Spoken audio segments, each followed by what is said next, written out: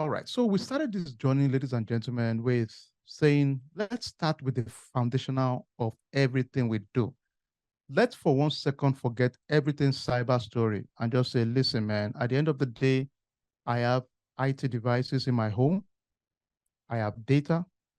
I have software and hardware, right? Combination of them, we can say infrastructure within my home. Let's come home. Believe it or not, the biggest thing you're thinking in your head, if you were in an organization that is big, is how do I protect those assets? In your home, you may not care too much. You may say, well, I only have my kids' laptop, my kids' tablets, my fridge, my TVs, maybe 15, 16 devices connected to your network. Fine, including your printer. But God forbid, you also want to make sure no malicious actor is having access to the kids' laptop or information. Sometimes they take over people's webcam and compromise privacy and confidentiality, right? So the gist is that we say, okay, what about if there's a constant way we are doing a risk assessment of all of the devices we have or all of the vendors we are dealing with in our organization, right? We started this journey by saying, okay, let's talk about risk assessment. So we said, okay, how do we assess the risk? We identify the risk itself. Then we start thinking about, okay, are we analyzing those risks? Based on that, we are saying, what is the likelihood of the risk happening? What is the impact on the business? What is the overall risk? Then what is the risk mitigation? How do we mitigate or reduce this risk over time? So we are thinking of all of this at the same time, juggling it in our memory, right? Then the next thing after we do all that in our mind, we are saying, okay, we've gone through this journey. We now said,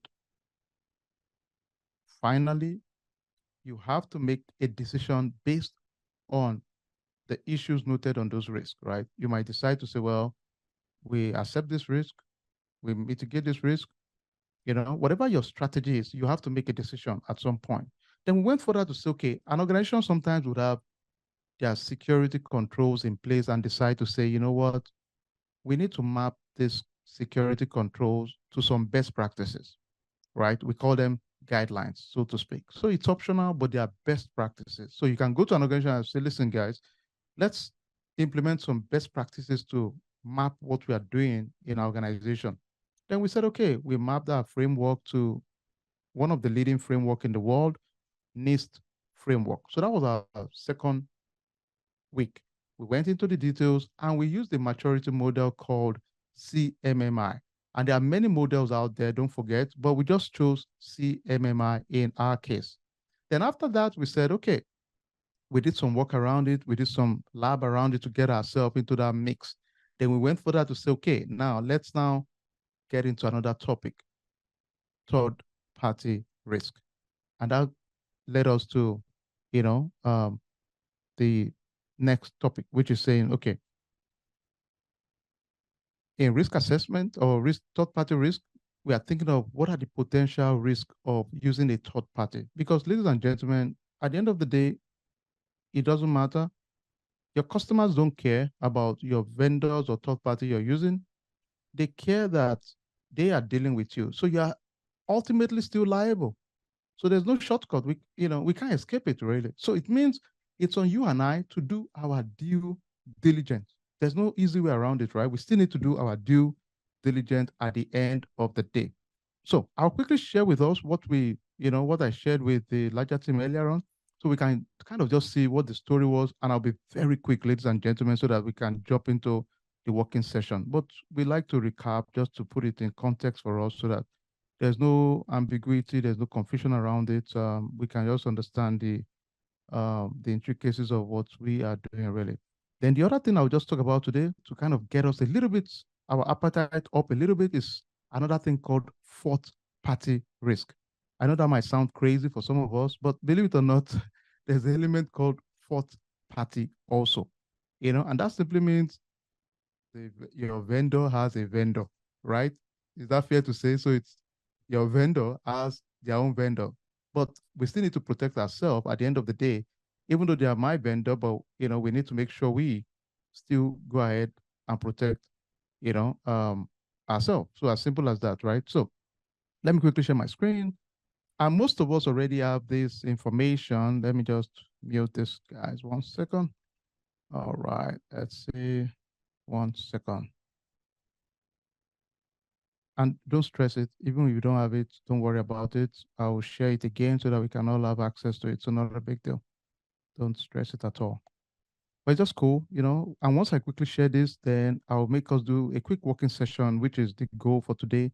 But I don't want us to just do working session without having an idea of what it's all about in the first place.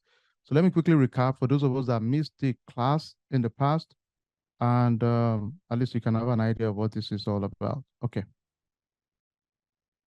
All right. So I'm sharing my screen, and we'll be very quick on this. If you missed it, that's okay. Go listen to the previous class. But we just said, okay, you know, we talk about risk identification. We can all agree we have to understand what are those risks we think is there in general. This was related to healthcare, you know, in this case, because we have an organization that is strictly healthcare, and they are bringing MRI machine, CT scan machine. So they have to identify the risk. What are the potential data breaches? If there was a non-compliance with EPA, so we talked about that briefly.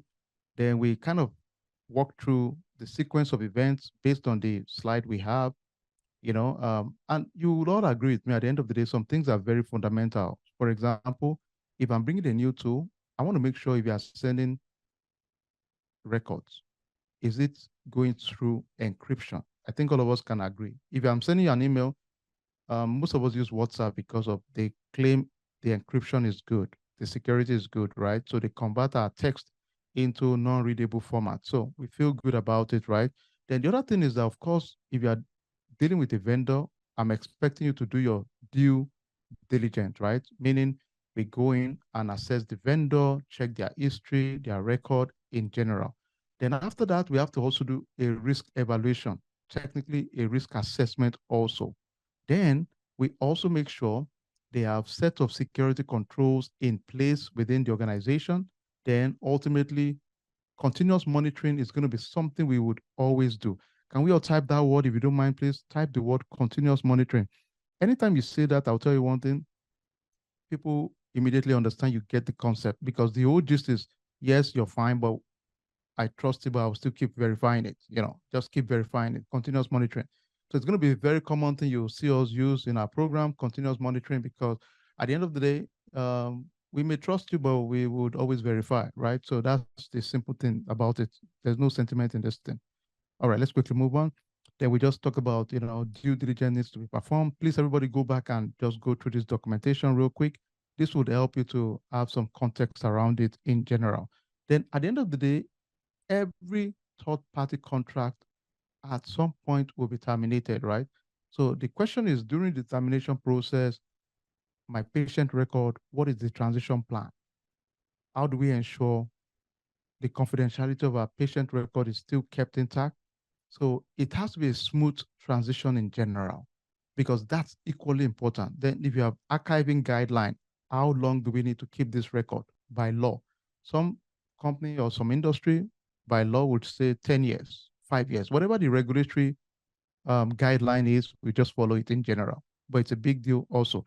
Can we type something, if you don't mind? Can we all try the word transition plan, please? Everybody just type the word transition plan. Everybody, if you don't mind, please just type the word transition plan. Anytime I ask you to type, those are the buzzwords I know. If you are moving away from a vendor, they would always ask, hey, is there a transition plan? And that's very important. Most vendors know that, because guess what? I may not like you. I may be mad that you terminated my contract, but I'm sensible enough to know that in another 2 years, you might bring me back. So I'm thinking long term. I'm yet to see a vendor in big organization that would not cooperate with you to be nice, because it's normal. If you last 3 years or 4 years or 5 years, you are a dinosaur. Most times, and it's eat and let eat, really. It's not like you can be there forever, right? So you have to understand that and still being your best behavior in general. So transitioning is a big deal. People do that without any stress, okay?